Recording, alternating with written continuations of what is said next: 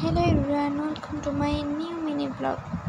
तो सकाल उठिकी मु खाई देइथिली चा और बिस्कुट।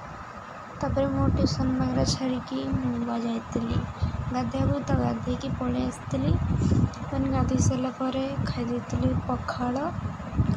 पखाळ रे मु किछि लगे एमती थिला। देन तापर किछि रेस्ट नै कि लंच टाइम हेतला तो लंच कर देइतिली।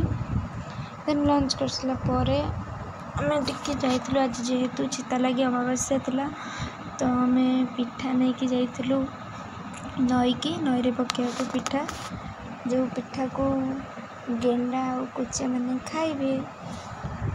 तो ये आम समस्त ना नहीं कि पिठा पकई देलु। तापर नई आसिक मुझे ट्यूशन कर सारा रात खाई चितौ पिठा। तो वीडियो टी आप भल लगी तेज लाइक कमेंट शेयर सब्सक्राइब करदे। बाय।